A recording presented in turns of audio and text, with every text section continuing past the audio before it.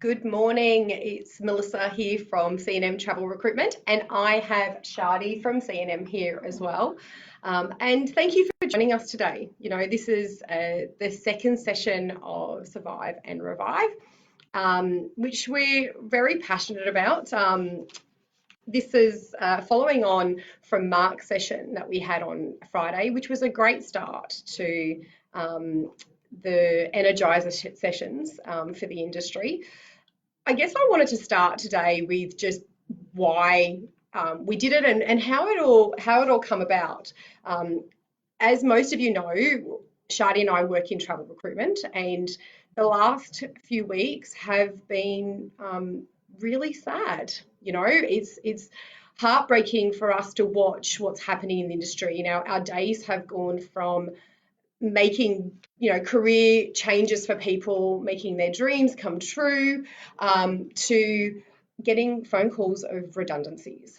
And we're very good listeners, and we're happy to listen to people, but also to try and create some positivity for people to kind of go, what's next? What does it look like next? So my thought had come up to try and start some of these sessions just to communicate on a vaster basis. And I contacted Richard Taylor at Travel Industry Hub, as I had seen that they had recently opened their co-working space and their event space. And Richard and I have spoken over the years, but definitely spoken a lot more recently, as we were on the same page in communicating out to the industry of how can we help? How can we merge our two communities and really give the industry a portal of some positivity out there, and also just to bounce some ideas around of we're all going through the same issues day to day.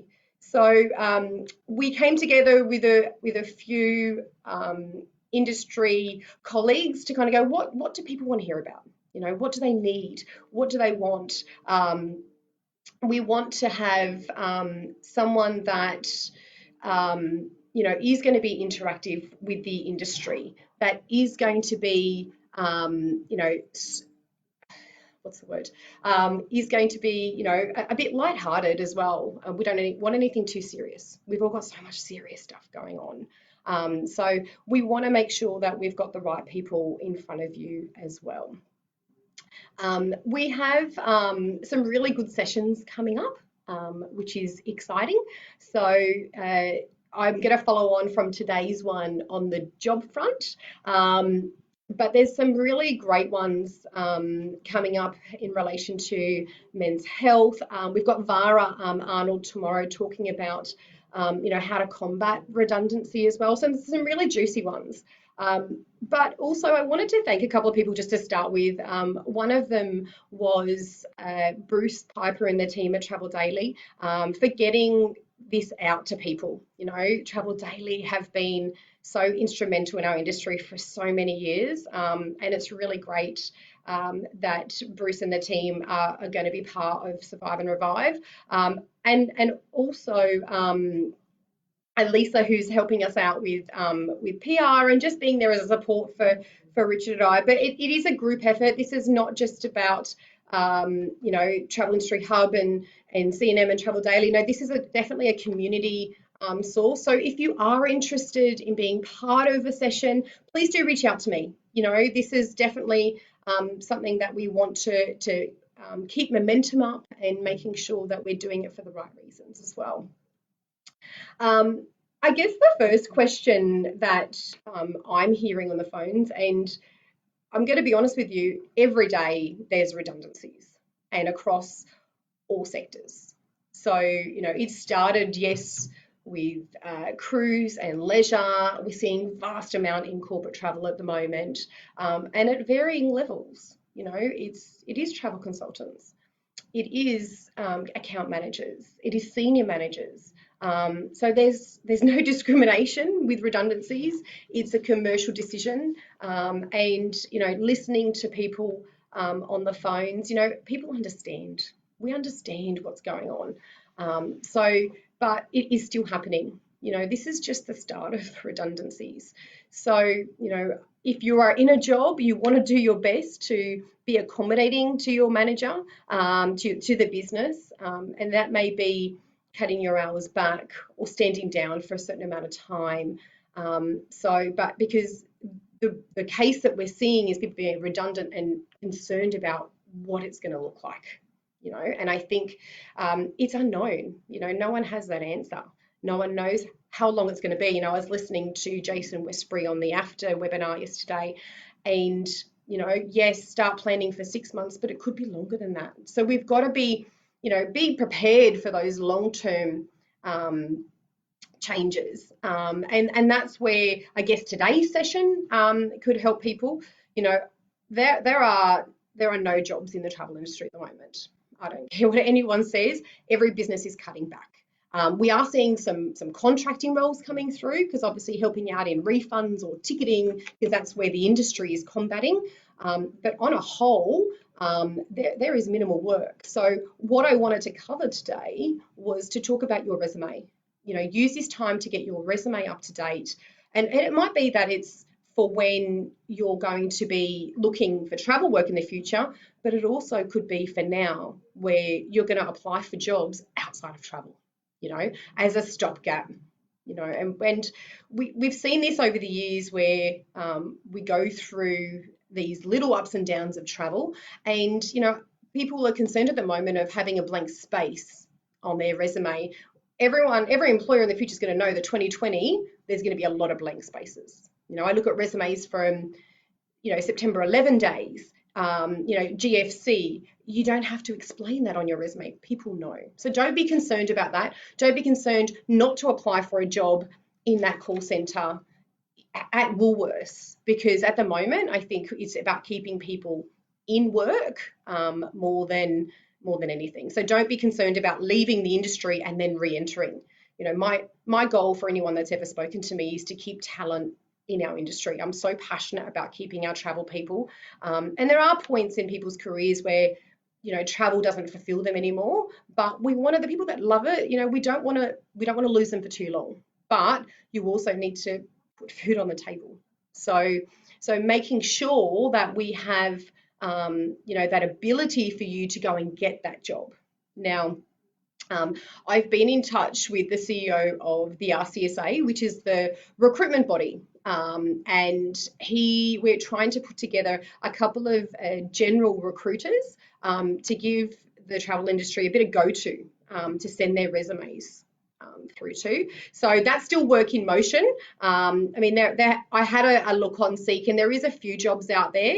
Please do apply for them. Get it out there now. But what I'll do is, once I do have some contacts for you, I can post them up through this forum. So keep an eye on the comments of the forum as well. Today, Shadi is actually here to be a little assistant with our questions. I'm going to try and keep this as relaxed as we can. So if there's a question along the way, I'm not going to wait to the end. Shadi will just highlight them to me. And we'll answer them as we go. And it might be that, Shadi knows the answer more than myself, but we've both had some very different experiences recently in regards to the conversations we've had. So we will do that today. But I guess the starting point and for something to give you to do at home is let's get that resume started. Sometimes if you've been in the same job for 20 years, it's a difficult task. Where do I start? How do I go about it? Now, the beauty is online, there's some amazing templates. Google have a whole heap of templates. There is an abundance of websites that give free resume templates. Now, if you are interested in finding out which ones I recommend, just pop me a message with your email and I'll send you the ones that I've seen that I think are the best working ones. But use them. They are all free. Yes, you can pay to get your resume written by a professional, or you can pay to get a better template. There's really no need. There really isn't. And I'm happy to look at people's resumes. If you're not sure and you're looking at it going, it's just you're not feeling it, email it to me and go, what do you reckon about this? and I'm happy to critique it. I've been doing this for 20 years, and we've seen some amazing ones, and we've seen some mediocre ones, or just hard to read. And I think that's, the tips that I want to give you today is to make sure that, your resume is going to stand out, that your resume is going to be, in front of somebody else's. So starting with that template, and I've got a few little prompts for myself to make sure I don't forget anything. That resume template will give you a really good guide. But the first thing I'm going to say to you is to keep it simple. Don't go in and put beautiful graphics and make it look too hard to read for that person. You've got to think that that HR manager or that recruiter is getting hundreds of resumes. So the format that I love is, first of all, to ensure you have your contact information up the top, not down the bottom. The first thing that we look for is, how do I get in contact with that person? And where do they live? Now, the address is something that a lot of people are questioning at the moment, like, well, I shouldn't put my address on there for privacy reasons.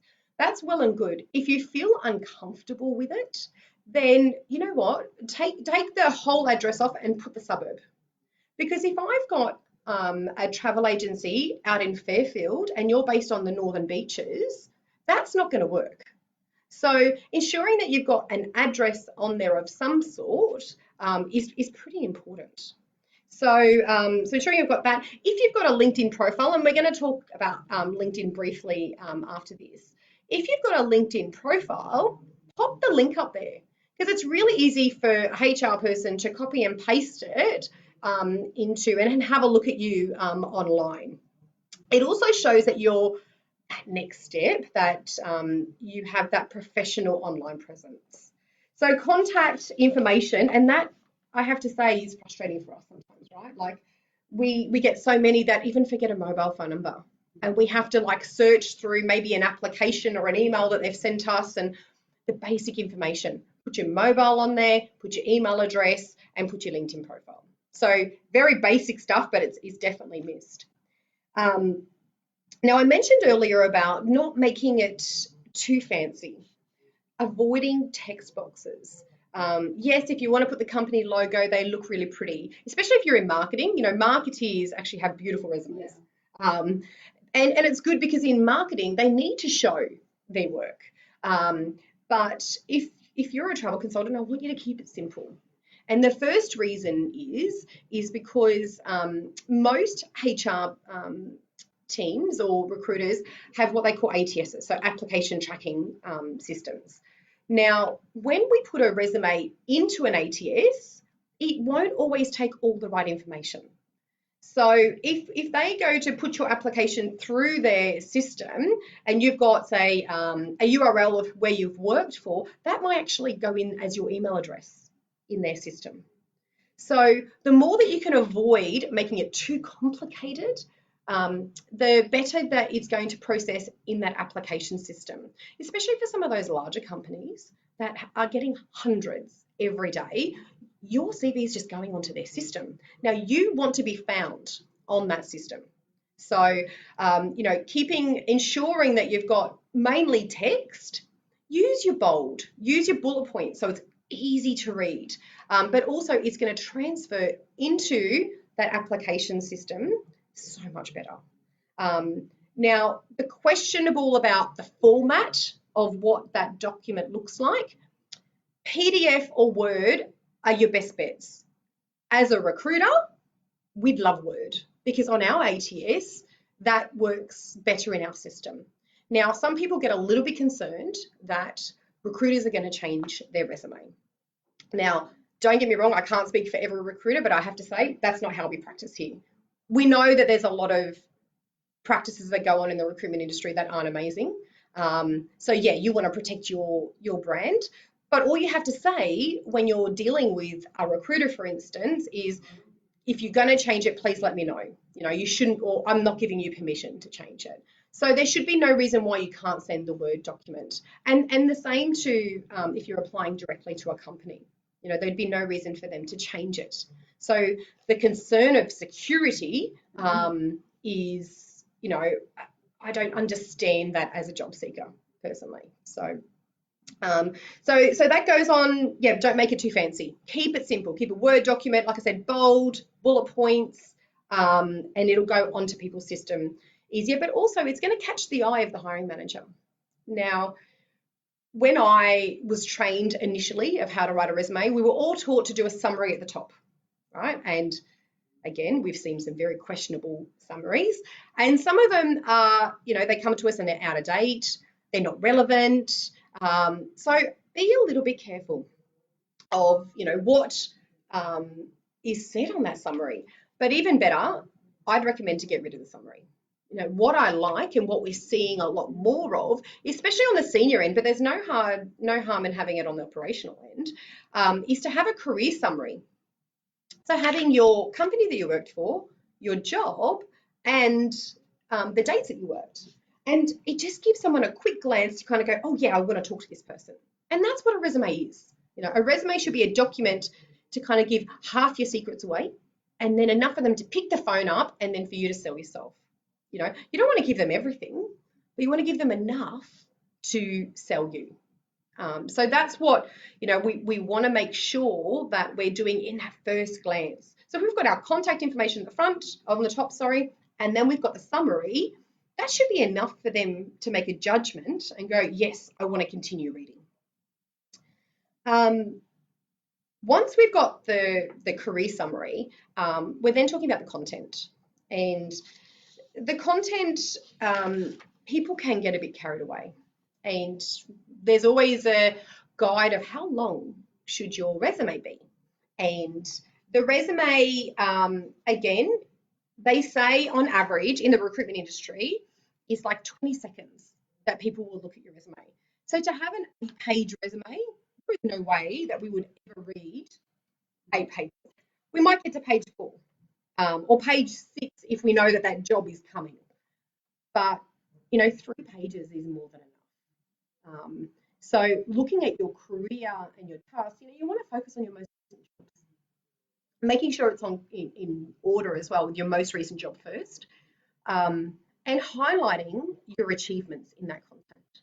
You know, we want to make sure that we're, again, showing this potential hiring manager, why should I bring you in for an interview? You know, because I achieved this, or I decreased the budget for here. You know, there needs to be something tangible in that content, not just I was a travel consultant and I sold worldwide destinations. That's fine. You know, you work as a travel agent, I would expect that. We want to make sure of why should I pick up the phone to arrange an interview with you. So really, you know, before you're even writing the resume, you need to jot down why should people hire you, which is obviously a question that comes up in interviews all the time. You know, why you? Well, you know what? Why me? Because I made, you know, the scenic for meal this year, or I'm part of the time mentoring program. You know, we need to know the achievements. You know, even if you pop them under each job, these are my 2 major achievements for this job. I love reading those. Do you agree, Charlie? They're the parts that you kind of, for us, that sell somebody. You know, we might have 5 travel agents that we're shortlisting for a role, but the one that's got some unique selling points and the ones that can give us some tangible reasons why we should hire them, you know, they're definitely ahead of the pack. And unfortunately, you need to be ahead of the pack in the coming months. You know, and this is what today is all about: is how do you get your document in front of somebody else's? And it's about working out what you're all about, you know, and showing that on that piece of paper. And the achievements is the biggest one. The next thing that I wanted to talk about was technical skills. So our industry, especially on the operational side and the travel consultants, we definitely need a section on there, and it's up to you if you put it under each job, of what systems you're using, what GDS, what mid-office. If you're in marketing, what marketing tools are you using? What social media platforms are you comfortable with? So we need to make sure anything that you've used, just bullet point them. Because again, when your resume is going onto that applicant tracking system for that travel company, they can go in and search by keyword. So they might go in and put Sabre, and then every person that's on their system that has Sabre is going to come up. Now, if you don't have Sabre, you might come up, but you're going to come up down the bottom of the pack. So, having those technical skills on there is equally as important as the company you work for. Because our world in recruitment as well, our systems work the same, is all on keywords. So the more that we can see on your resume, the more that we're going to understand what you're about. Now, I don't mean go and drop Sabre in there 10 times on your resume, as long as it's on there. As long as it's on there once, it'll come up. It'll definitely come up.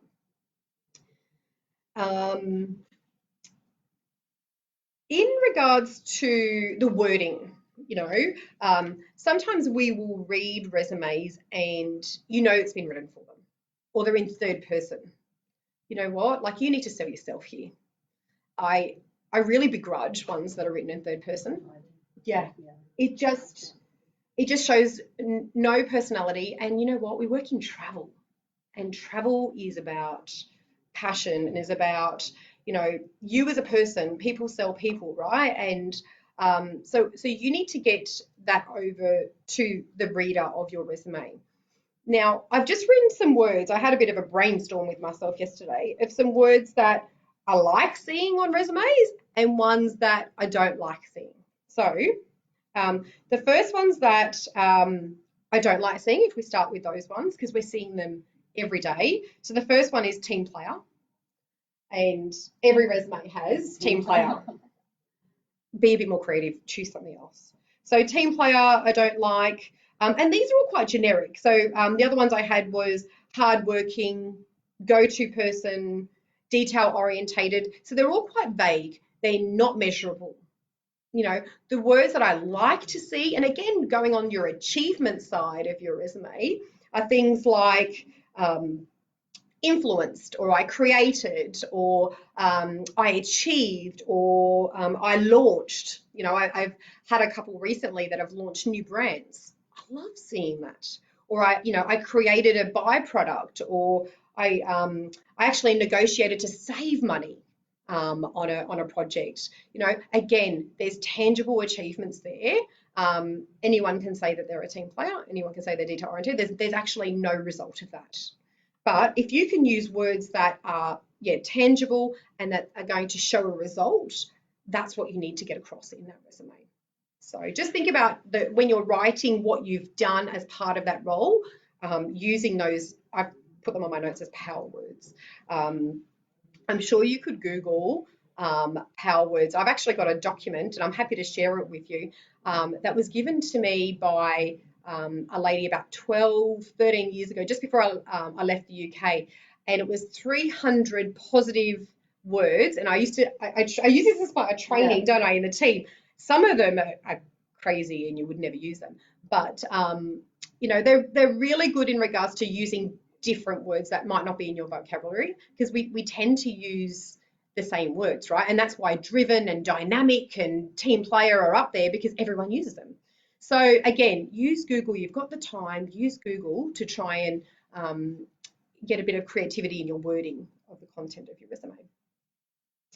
The last thing that one thing that I forgot to mention at the beginning was photos on resumes. And we've been saying for years to take the photo off. Some of them we're seeing are quite interesting, and it's more of a giggle in the which it shouldn't be.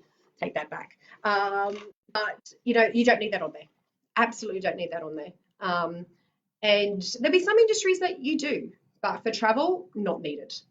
The last thing I'm going to say is to proofread, and such a simple topic as part of the resume writing, and it's something that I talk about in my TAFE talks that I give, about make sure you proofread, make sure you check for typos.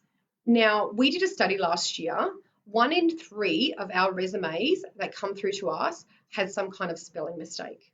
Now, I'm not talking about from our grads. I'm talking about from people above.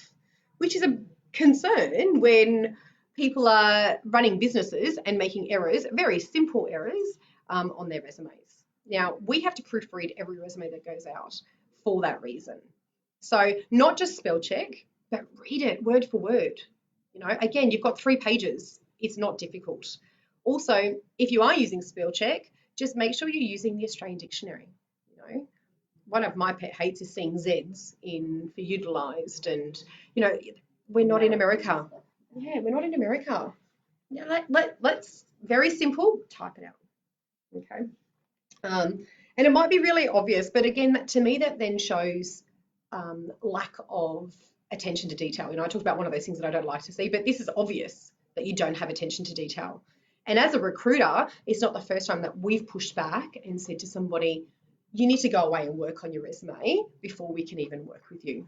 Because if you can't get to that point where you've got the right spelling or at least some content, or you know, you need to be able to do that part before we can even get you out there, because I'm concerned about representing you to a hiring manager. Now, they're the ones that we work with, let alone the ones that you're applying directly. You're just going to get dismissed straight away. So ensuring that we've got that is really important. Anything I've missed on that, Charles? I really just... I don't think so. Okay. Now, like I said, if anyone wants some guides of where to get those templates, just pop me a message, and I'm happy to give you the ones that I've seen that look pretty good. And I've actually seen them. I've got just a blank one that I create for the graduates at TAFE. So I'm happy to forward that one over to you as well.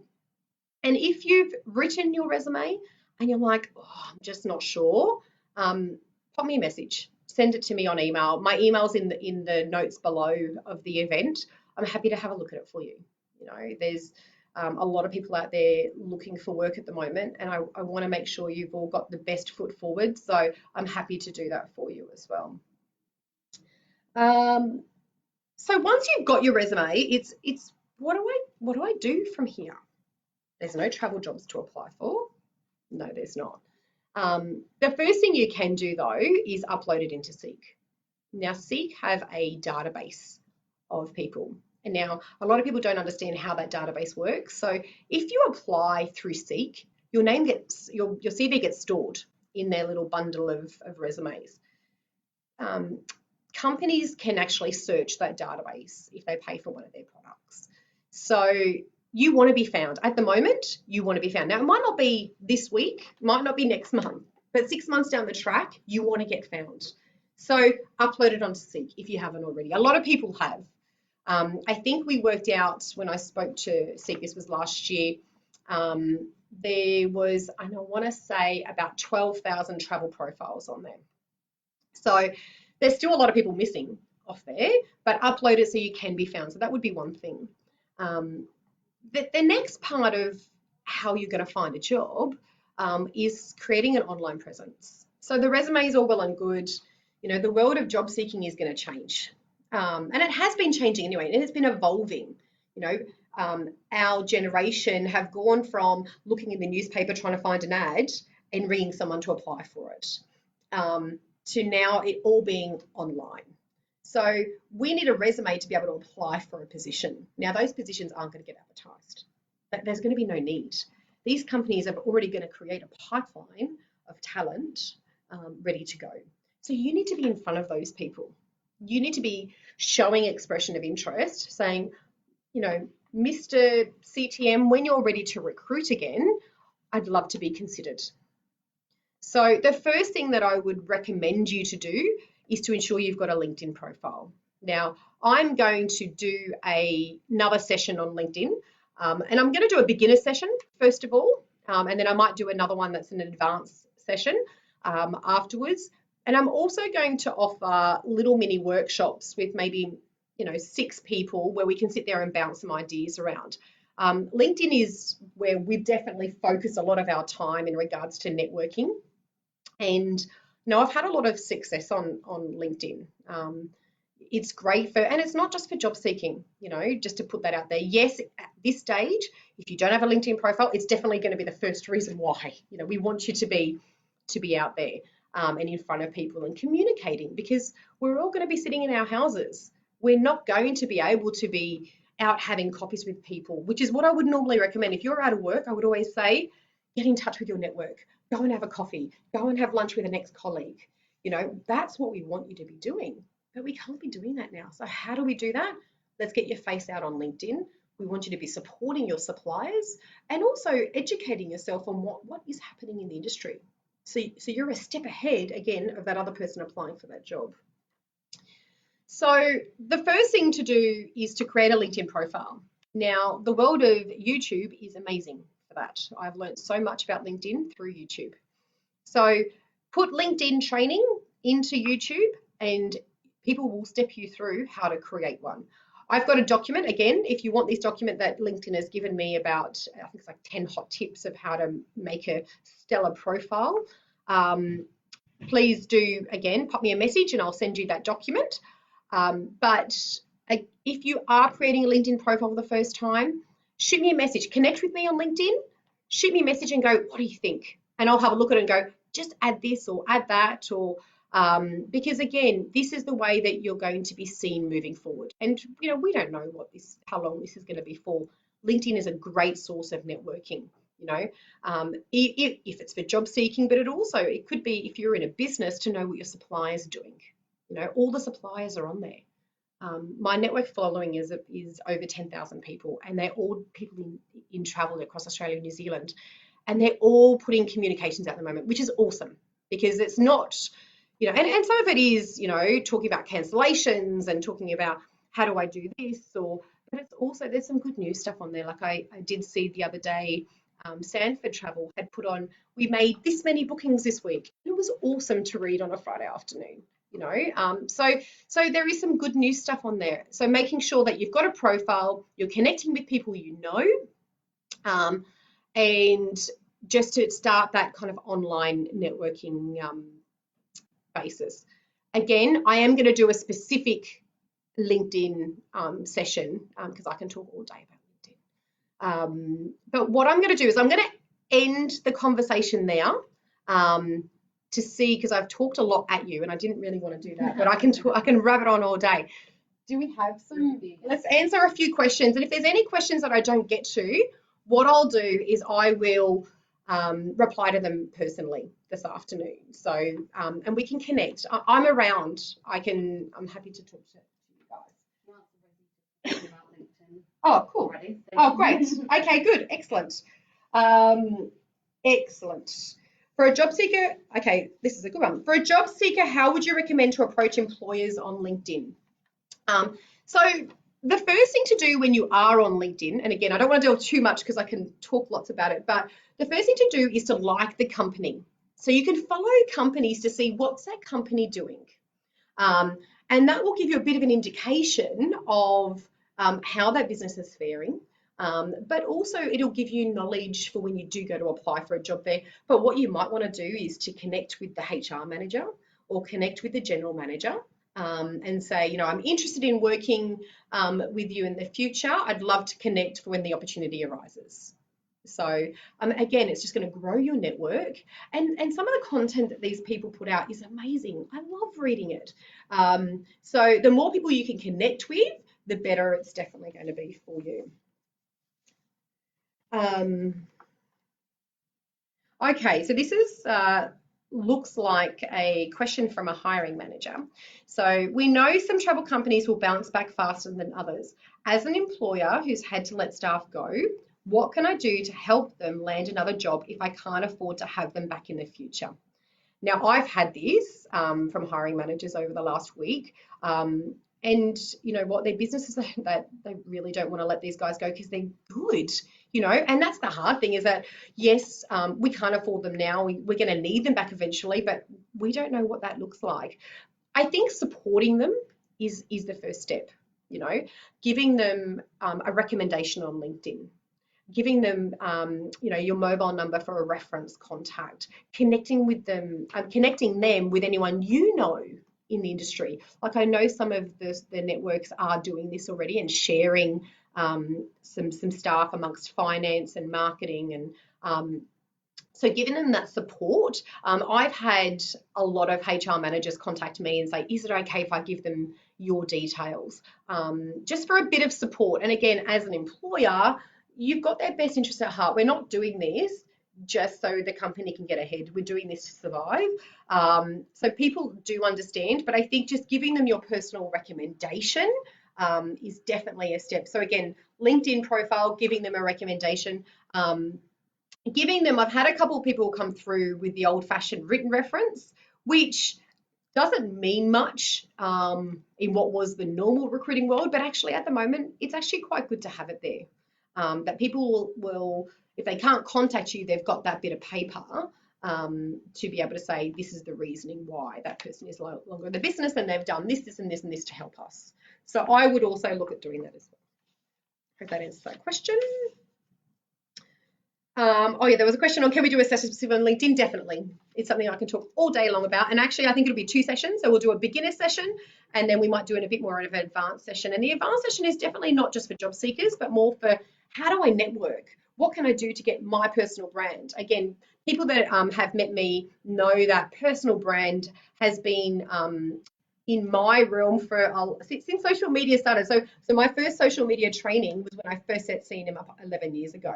And at that point in time, my marketing plan was to create a travel community around me.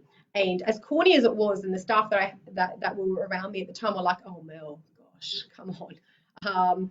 But now I'm so thankful for that because I have made some great connections. I've made some great friends along the way as well. So that's what the personal brand is. You want people to know you in the industry. When you think about who do you know in travel? You know people by name because they've made an impact on you. One that I was talking to an industry colleague about yesterday was Walter Nan. Now, anyone that's been in retail travel knows Walter, knows him from being on the road, and he's a great guy. So, but his personal brand is now what's selling him, and that's what we need to educate people of how important that is in travel. And we're not just talking about BDMs here or agency owners, I'm talking about travel agents. Your personal brand in your local community is so important, especially now, because at the moment, you've got people coming to you going, I want to cancel my holiday. I want my money back. And that's horrible. I know it is. But eventually they're going to come back to you, So everything you're doing now, and fighting fires that you are doing now, to then go out there and promote yourself amongst your local community is even more important, and that's going to gain you business. What you're doing now in the bad times will gain you business in the future. And I think that's what we've got time for. We've got one last question. How through LinkedIn you can contact manager to provide recommendation. Okay, so there's actually a recommendation section. So if you're an employee and you want someone to recommend you, you can go ask for recommendation, and that will message someone straight away. But I'm sure as someone wanting to give a recommendation, it's the same thing. You can go into someone's profile and write give a recommendation. But if you get stuck, again, pop me a message and I'll have a look at it for you, or I can contact my account manager at LinkedIn for you as well. Well, awesome. I've gone way over time today. I didn't even give Shadi time to talk because I've rabbited on. But anything that you want covered through these sessions, please do pop Richard Taylor at the Travel Industry Hub or myself a message. Once again, thanks to Lisa Maroon for helping us out and being our sounding board. And also to Bruce and the team at Travel Daily. It really has been a pleasure to be able to support people. And it's funny, throughout organising some of these sessions, the people that are coming out of the woodworks, it's really a nice thing, let's stick together. We're all feeling it the same. It will come good. We all know that. But at the moment, we're in the middle of the fire, and we need to try and stay positive through the experience as well. But I wish you all the best for writing your resume. And again, please do pop them over to me if you need someone to have a look over them, and have a great afternoon. Bye.